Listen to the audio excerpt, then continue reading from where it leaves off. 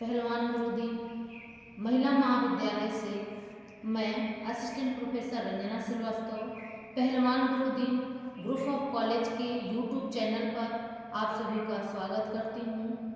आज मैं BA second semester Bharat में समाज संरचना संगठन एवं परिवर्तन से संयुक्त परिवार टॉपिक लेकर उपस्थित हुई हूँ।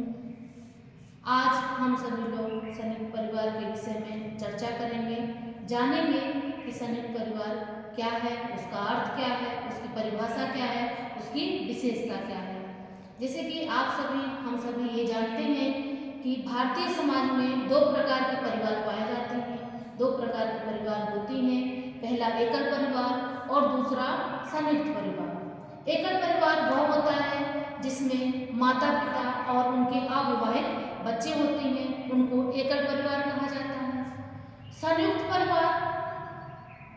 परिवार में 3 पीढ़ी से ज़्यादा व्यक्ति एक साथ निवास करते हैं।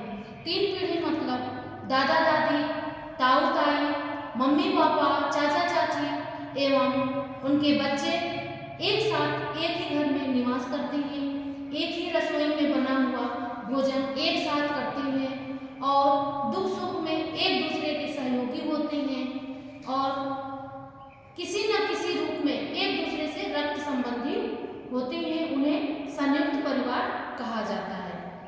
संयुक्त परिवार में 3 पीढ़ी या 3 पीढ़ी से ज़्यादा व्यक्ति एक साथ निवास करते हैं, उन्हें संयुक्त परिवार कहा जाता है।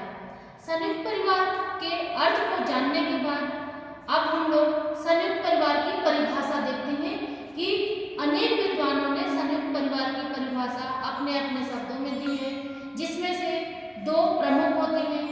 पहली है इरावती कर्वे ने अपने शब्दों में क्या परिभाषित किया है, संयुक्त परिवार के बारे में क्या बताया है, आइए देखते हैं।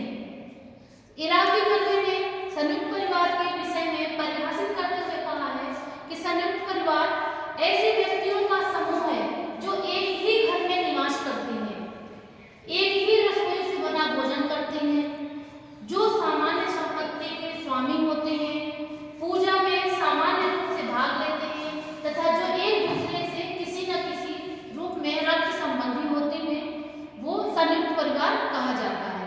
यानी संयुक्त परिवार ऐसे व्यक्तियों का समूह है जो एक ही घर में, जैसा कि अभी हमने बताया कि 3 पीढ़ी या 3 से ज़्यादा पीढ़ी के लोग एक साथ एक ही घर में निवास करते हैं, एक ही रसोई से बना भोजन करते हैं और दुख सुख में एक दूसरे के सहयोगी होते हैं तथा किसी न किसी रूप में रक्त संबंधी होते हैं, उसे संयुक्त परिवार कहा जाता है। आईपी देसाई ने संयुक्त परिवार की परिभाषा देने में इन्हें भी प्रमुख माना जाता है। आइए देखते हैं आईपी देसाई ने संयुक्त परिवार को किस प्रकार से परिभाषित किया है। उन्होंने अपने शब्दों में बताया है कि हम उस परिवार को संयुक्त परिवार कह सकते हैं जिसमें अनेक पीढ़ी के सदस्य एक साथ निवास करते हैं। 3 या 3 से ज़्यादा पीढ़ी के लोग एक साथ एक ही घर में निवास करते हैं, उसे संयुक्त परिवार कहा जाता है तथा संपत्ति, आय, पारस्परिक अधिकार एवं कर्तव्यों के द्वारा एक दूसरे से संबंधित होते हैं, उसे संयुक्त परिवार कहा जाता है। संयुक्त परिवार का अर्थ परिभाषा जानने के बाद आइए देखते हैं संयुक्त परिवार की क्या विशेषताएं हैं।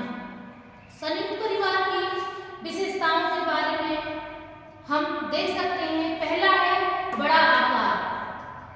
एकल परिवार जैसे 2 और 3 परिवारों का समूह होता है, उसे संयुक्त परिवार कहा जाता है। उसमें इसलिए उनका आकार बड़ा होता है। 3 पीढ़ी के लोग अगर एक साथ निवास करते हैं, जैसे एक पीढ़ी के साथ एक लोग निवास करते हैं तो उसे एकल परिवार कहते हैं। ऐसे 3 या 3 से 4 पीढ़ी एक साथ निवास करती हैं तो उनका आकार भी बड़ा होता है, उस परिवार में सदस्यों का संख्या भी बड़ा होता है, इसलिए इनको बड़ा आकार होता है। दूसरा है सामान्य निवास। जब 3 पीढ़ी के लोग एक साथ एक ही छत के नीचे एक ही घर में निवास करते हैं तो वो सामान्य निवास, सबके लिए सामान्य व्यवस्था की जाती है, उसको सामान्य निवास कहेंगे। सामान्य रसोई, एक ही रसोई में 3 परिवार के 3 पीढ़ी के लोग एक ही रसोई का बना हुआ भोजन एक साथ निवास, एक